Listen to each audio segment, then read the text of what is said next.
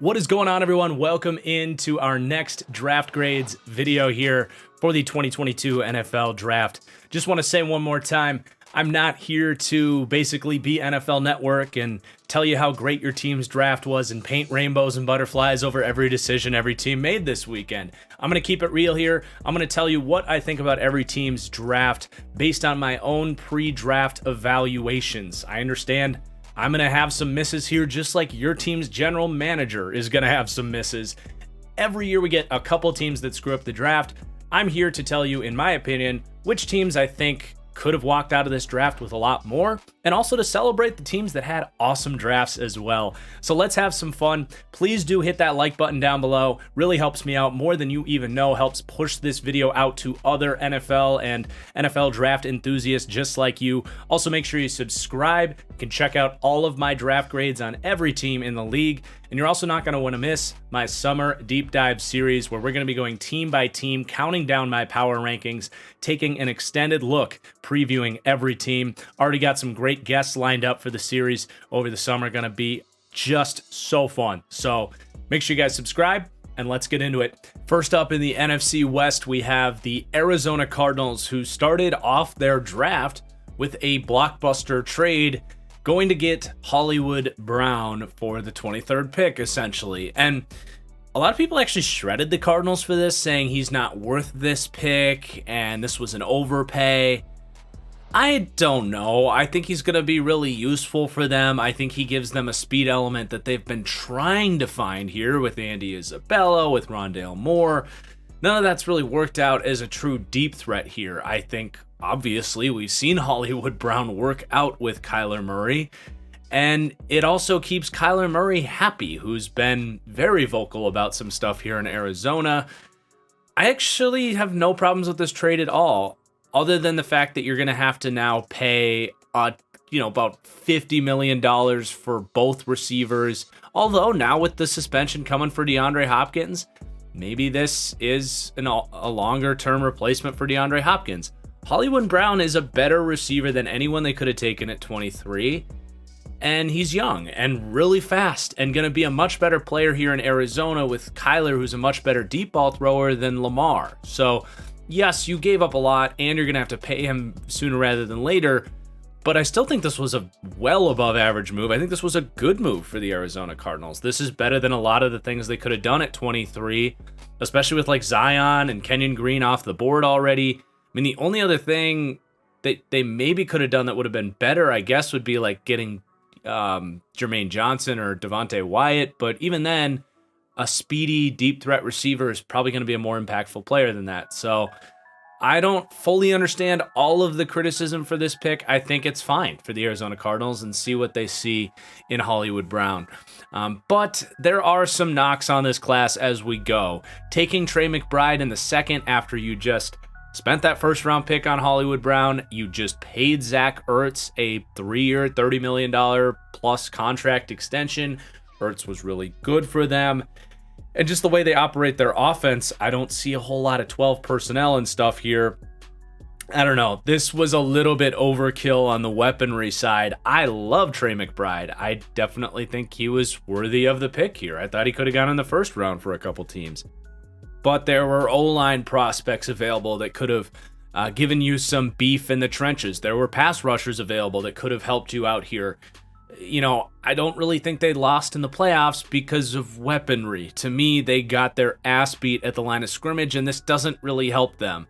And honestly, I don't think taking Cameron Thomas in the third round helps them all that much either. I was really low on Cameron Thomas, so again, we are going off of my evaluations.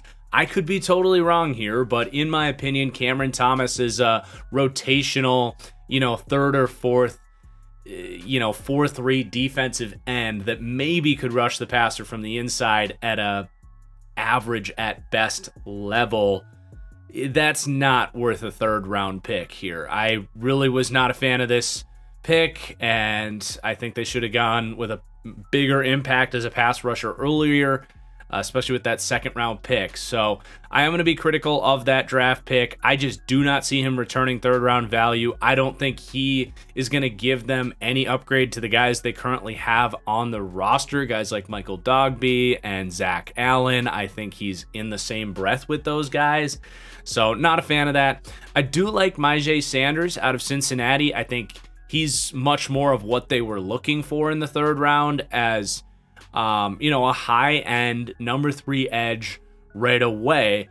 I really like how crafty he is. He has a very good just sense of the game. And I know that sounds lazy, but he just has very good balance. He finds the ball. He's got a really high motor when working towards the quarterback. Not the most nasty first step, not the bendiest, not the fastest, not the most powerful guy, but he's got a little bit of everything, and he just uses his arms really well to continue navigating to the ball carrier, whether it's the quarterback or the ball carrier in the run game. So I think that makes him the perfect kind of third edge. They didn't walk out of here with a starter opposite of JJ Watt, and frankly, they need more of a long-term answer. So that's why I think being critical for not going with the Jermaine Johnson in the first round or in the second round, being a little more aggressive to come up for an Arnold Ebiketie or a David Ojabo in a really talented edge class. That's where I think this team really dropped the ball. You look at that defensive line, it's a huge problem. And, let's face it, JJ Watt, to expect him to be able to get through a season at this point, that's like putting your money on green in roulette. Like, it's very unlikely you get a full season from JJ Watt. He's done it, once in the last 5 years. The dude is just so banged up at this point. So ultimately, this is a team that wants to win right now, and they needed to improve their line play in general, especially their D-line. And I think they failed really bad at that in this draft. Then they take Keontae Ingram all the way into the 6th round here. It is what it is. I think he's a running back built to be a power runner that thinks he's Reggie Bush, and I wasn't a huge fan of him. He does have a nice jump cut. I see how he fits the offense. Gives you a little bit more juice than a guy like James Conner. I don't hate it. It's fine. Then they do end up with some really good guard picks here that I did actually like. Lecitus Smith is something I've always said about the Cardinals. Get yourself a shorter offensive guard. 6'3" there for Lecitus Smith. That sounds dumb again there, but Kyler Murray's 5'9", especially with your center and your guard. Lower that line of sight a little bit so that he can attack the middle of the field a little bit better. So if he ends up starting, I wouldn't be surprised at some point. I don't think he's a starter right now, but was a good pick late into the 6th round. Christian Matthew out of Valdosta State, someone that wasn't on my radar. Then they take Jesse Luketa out of Penn State. So, I think Luketa is kind of in the same breath with Cam Thomas. Definitely a different kind of role there. The one thing I want to go back and say something on Cam Thomas is that I could see them asking him to beef up and be more of a 3-4 defensive end type. He played at about just under 270 pounds. He just really doesn't have the athletic profile to become a star edge rusher. But if he beefed up, he could be an athletic 3-tech for them. That doesn't typically work out. It didn't work out with Zach Allen for this very team, and Zach Allen was a much better prospect, but it could happen, I suppose. But yeah, back to Luketa. I think he's more of an edge, kind of similar idea with Myjai Sanders, although I think Sanders is a much better, more practical pass rusher. But Luketa is a really high energy, high effort dude that is kind of that hybrid outside backer type. And then Marquise Hayes. I had a 5th round grade on Marquise Hayes. You get the Oklahoma connection. The Big 12 bias is strong with this team. But seriously, at the end of this is close to a Mr. Irrelevant pick. Marquise Hayes in this system, a lot of quick pass sets, can maul dudes up front, excellent scheme fit. I'm actually a little bit surprised that they didn't like him more than Lecitus Smith, to be honest. I would say he's got a better upside and impact than Lecitus Smith. But yeah, really good value late. Wouldn't be surprised if he ended up being a starter for them someday. So that's an excellent pick.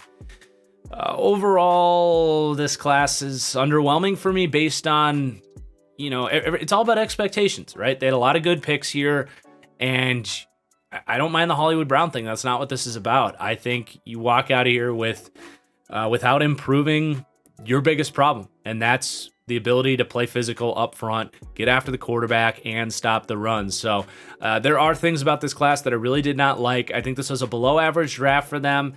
You're really not walking out with a ton of impact players either. Again, I like Trey McBride, but man, like, you could have had some really good players. You could have had a Travis Jones too, was someone we didn't mention that really would have helped this team out. I just don't see Trey McBride having a huge impact in this situation. I hope I'm wrong, but yeah, it's a C- draft for me. Yeah, let's move on. The LA Rams obviously didn't pick until the end of the third round. So with what they had here, I think they did a really good job. You get Logan Bruce. They go back to the Wisconsin well here. They've had a lot of success with this O-line. Rob Havenstein, David Edwards. I mean, Logan Bruce is David Edwards. I totally understand what they see in him. I could see Logan Bruce competing for a guard spot right away. I think he starts for this team within the next 2 years or so. Lacked some of the athleticism to play tackle at the next level, but can play that in a pinch if anything happens to one of your starters, and definitely a high effort run blocker with solid get off and good technique. So good fit for their system.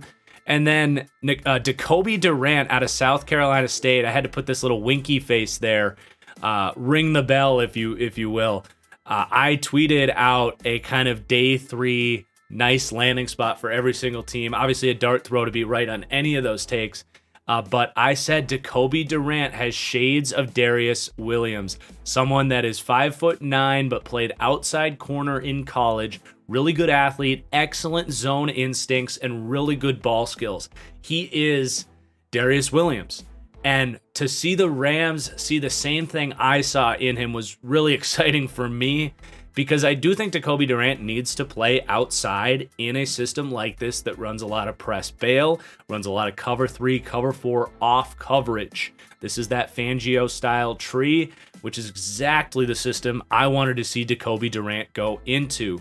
I will be surprised if he starts right away, but man, this was a fun pick considering how I viewed him coming in and literally compared him to Darius Williams. So to see him go to the Rams the year after they lost Darius Williams, really an excellent fit.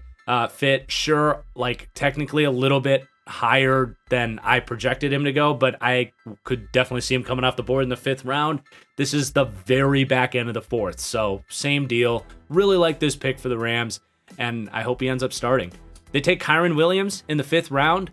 Nice 3rd down back roll for him. Kyren Williams did crack my top 10 running backs video. I think he just really hurt his stock with a poor workout. Obviously, he's a smaller guy, but it's not like we haven't seen backs like him work out at the next level. He's not going to be a 3-down guy. He doesn't have this crazy upside, but incredible pass protector, probably the most clean route runner in this class, someone that can come in next to Cam Akers and be the ideal backup running back and a 3rd down option for them as well. And then another one of my takes here coming to fruition courtesy of the LA Rams, Quentin Lake off the board here in the 6th round is incredible value. He was the number 10 safety in this class, in my opinion. I had a 4th to a 5th round grade on him. And I said Quentin Lake needs to go to a system that runs a split safety setup, which is exactly what we see here with the Rams. The Rams have put an emphasis on smarter safeties over faster safeties. That's their type, right? You've got, going back to John Johnson, they have Taylor Rapp, they have Jordan Fuller. Quentin Lake fits all of that here for the Rams. I think he can be a starting safety for them day 1, just as Jordan Fuller was, a guy that sees the game at a very high level and communicates well. He's a good enough tackler. So in this system where he can buzz down, he can occasionally play high cover 3 zone. It's not his biggest strength, but quarters, cover 6, cover 2. They really mix it up with a lot of different zone coverages here for the Rams, and he can just move up and down, confuse quarterbacks, communicate what he's doing, what his assignments are. Love Quentin Lake here. Will not be surprised if he's starting sooner rather than later here. So excellent value. And considering these were the picks they had, I think they may have walked out of here with 3 starters and a third down running back. Like, that's really impressive drafting for the Rams. The rest of their picks were kind of whatever for me. Darian Kendrick, really slow guy. Again, they have a type. They don't demand speed at the defensive back spot. They more prefer heady players. I don't know if that's Darian Kendrick. Off-field issues as well. It's fine, though. 6th round pick. Daniel Hardy, I didn't get to. We'll see what comes of him. Same thing with Russ Yeast. But then they take A.J. Arcuri out of Michigan State. Really was not a fan of him. Just didn't really see him have even a high enough upside to be a quality backup in the league, let alone a starter. So pretty underwhelmed with those 4 picks back end of the draft. Some better players they probably could have taken. And again, I didn't get to Hardy or Yeast. They could have a gem there that I just didn't get to. But overall, it's a really good draft for the LA Rams. I actually give it an A-. I mean, for a team that spends a lot of time giving away valuable picks, you really got to draft well just to fill out like low-end starters, right? Find guys that can step in and fill roster spots and give you starting caliber play as day 3 picks.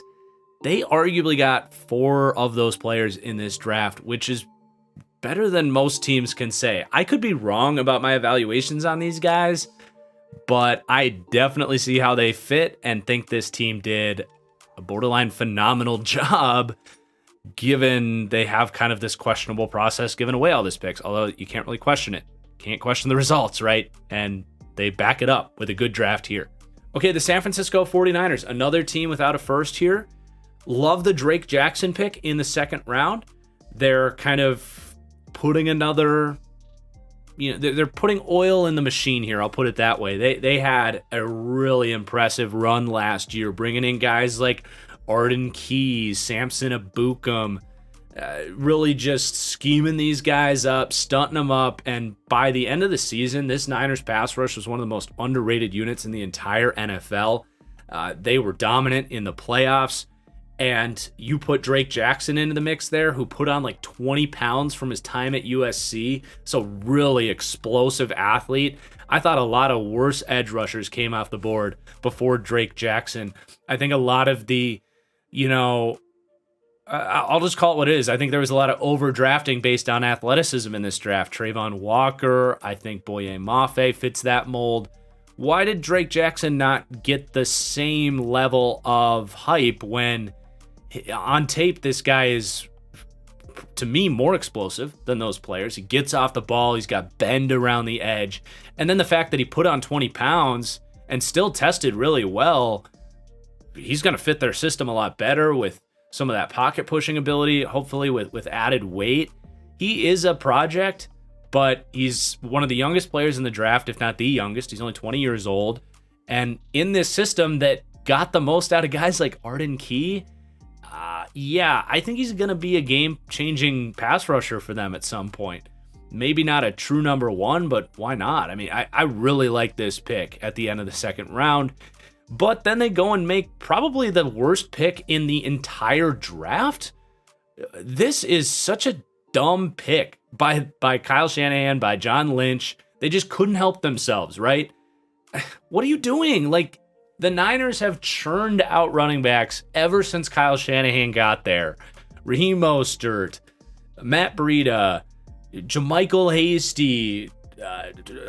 They drafted Trey Sermon last year in the 3rd round. He didn't work out, but your 6th round pick, Elijah Mitchell, did. What are you doing taking Ty Davis Price? Even if you are Chris Sims and think he's a top 5 back in this class, it's still dumb. Like, man, to sit there and watch Ty Davis Price's tape and say he is so much better than the 15 other backs in this class that were draftable, that you have to reach and take him in the 3rd round.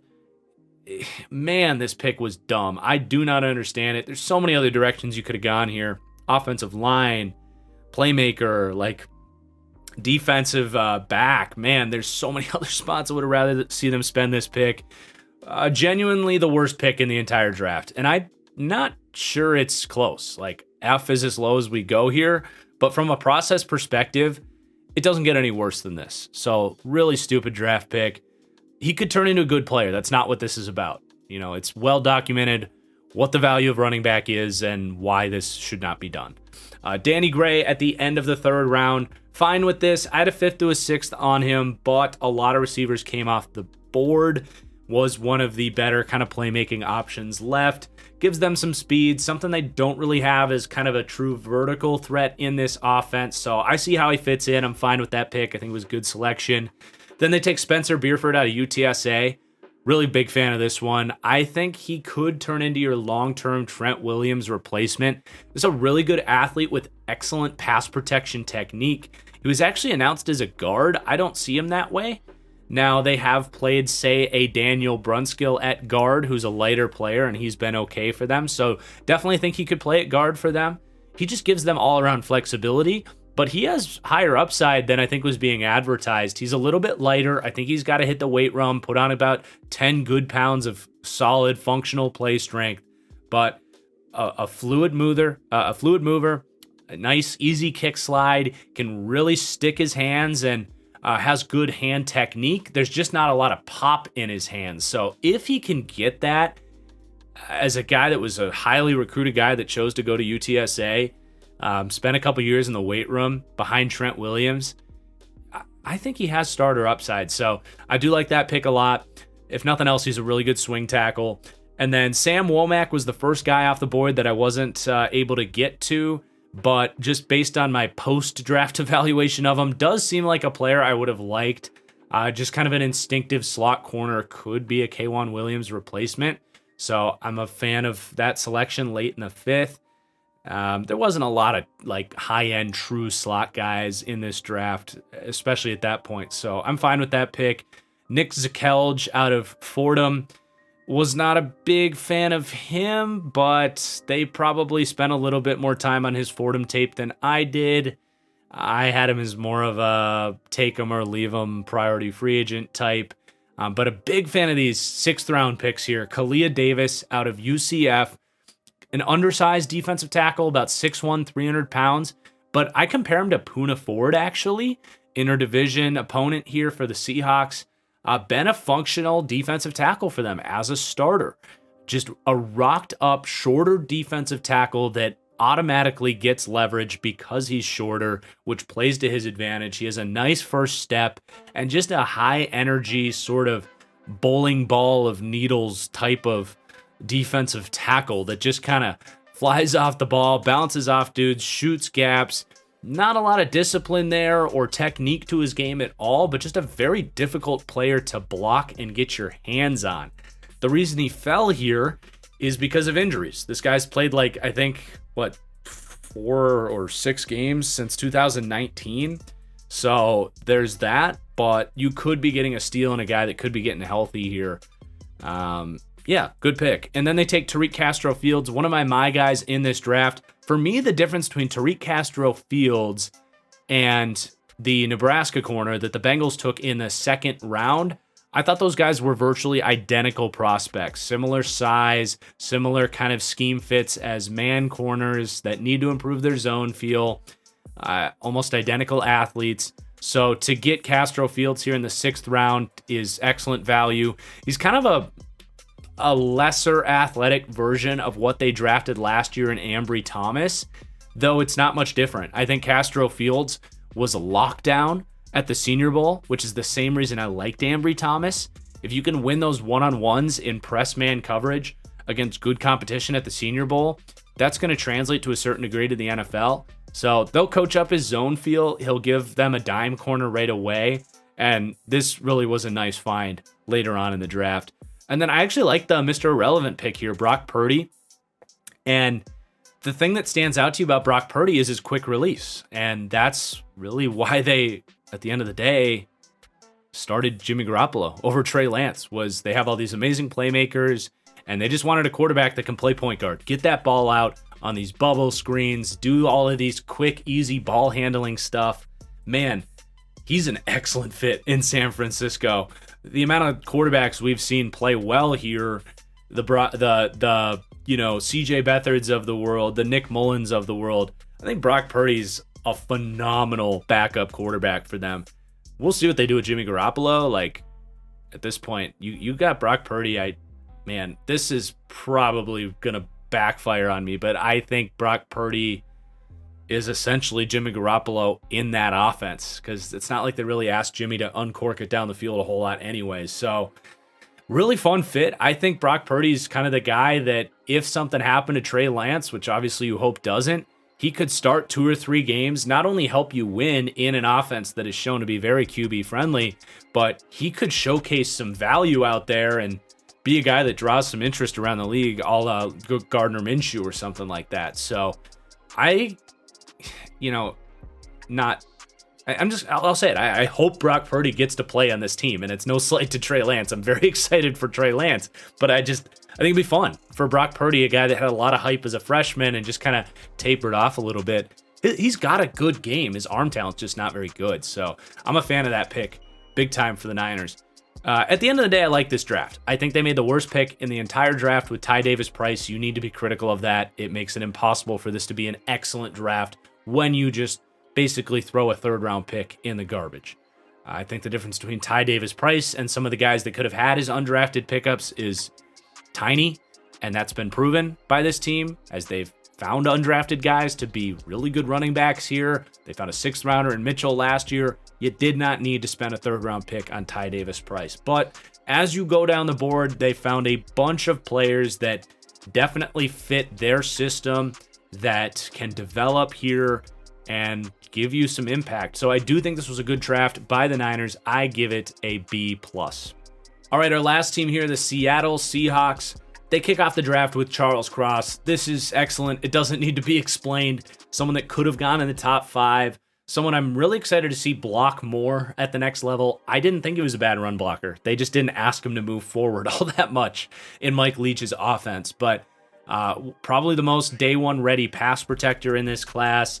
Excellent pick in the top 10. They didn't screw it up. Really glad to see them not go quarterback here. I think you look at their tackle situation, it was the worst in the league. And it sucks for Russell Wilson that as soon as he's gone, the pick they got for Russell Wilson, they finally make a really good 1st-round offensive line pick. But man, this is an excellent draft pick. Can't imagine anybody disliking this selection. Then they take Boye Mafe in the 2nd round. So I do give this a C-.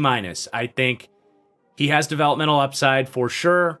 And I had a 2nd to a 3rd-round grade on him. But where I'm going to be critical of this is to draft him over David Ojabo, to me, is just stupid. And let me be clear, I have every reason in the world to love Boye Mafe. He literally grew up in my neighborhood. I drove past the elementary school that he went to on my way back from brunch this morning. So, I pray to God I'm wrong, and he should have gone in the 1st round, and he destroys people. I didn't think he was as good of a prospect as Odafe Owe, for sure. I didn't think he was a better developmental project than Drake Jackson, who went to the Niners. I think Nick Bonito was a more explosive developmental piece. So I do think they passed up better developmental edge prospects, and that is what I think Boye Mafe is. Really underwhelming watch, in my opinion. He has a nice cross-chop move that should work at the next level, but really no power, and that does bother me. I didn't think he had incredible get-off or incredible bend. He's kind of like a lesser version of Arnold Ebiketie when you watch him. Yes, he tested better, but I don't think this freaky athleticism showed on tape in the way that, 3 other edge prospects showed to me that all also tested well. So I hope he proves me wrong. I hope he ends up being the best edge out of that group. But as an evaluator of talent here, I do think they made a mistake in the player that they drafted. And then taking Kenneth Walker, man, Pete Carroll just couldn't freaking help himself, could he? Just had to take the running back in the top 50. I don't think this team is in a position to do this. We all agree the Seahawks are not competing for a Super Bowl this year. And people are going to say, well, you gave the Jets an A for taking Breece Hall. Look at the Jets roster compared to the Seahawks roster.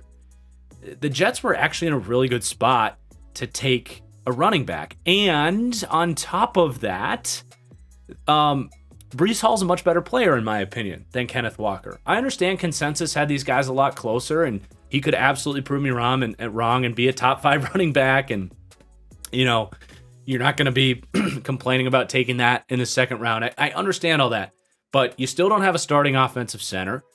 You have needs across the board. You could have added to your defensive line. You could have added to your secondary.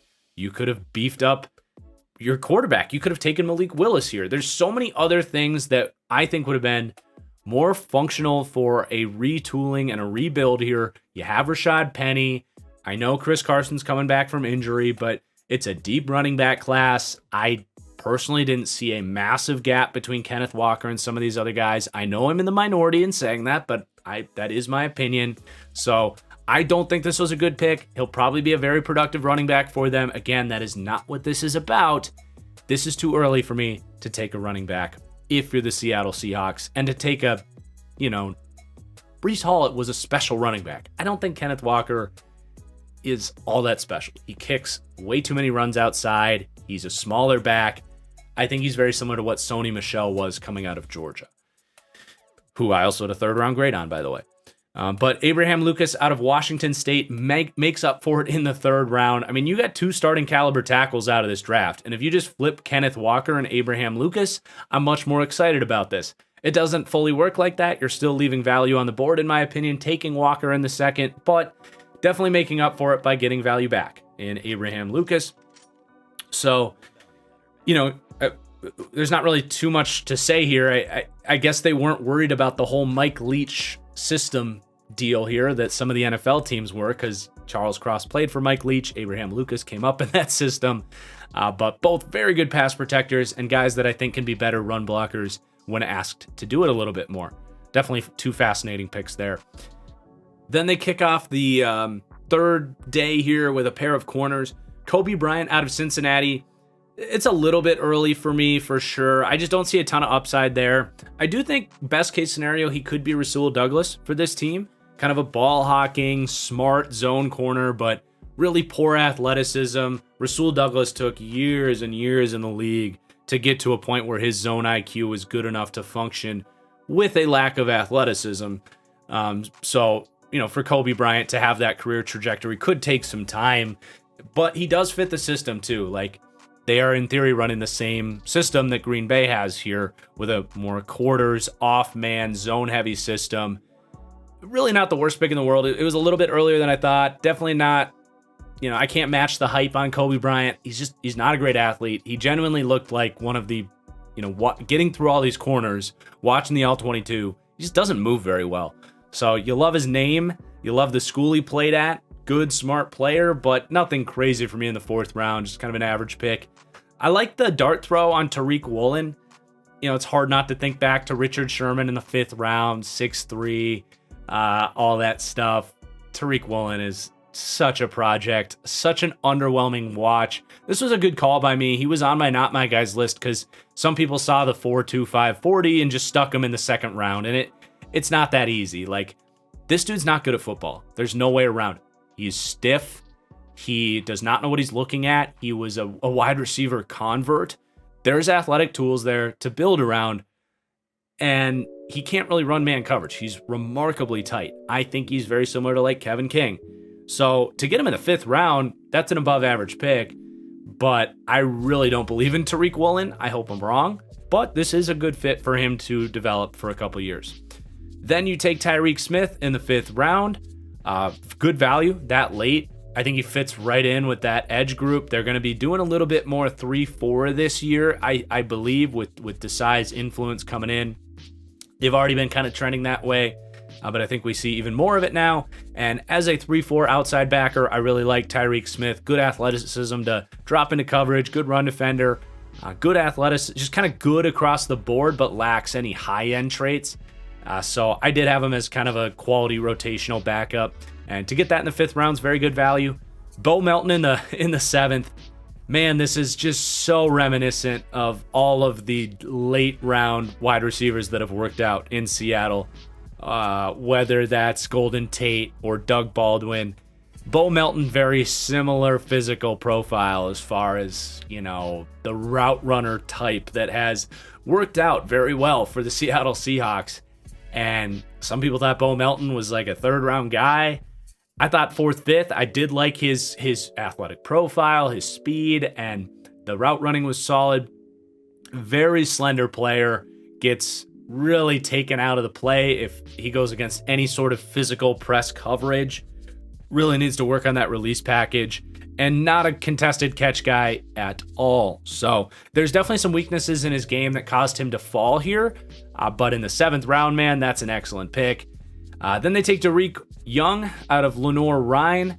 Was unaware of this guy, but looks like a poor man's DK Metcalf. 6'2", 225 pounds, ran a good 40, and just kind of playing that DK backup role, I suppose. So good scheme fit for that reason. Looking back on this draft, they made some really good picks.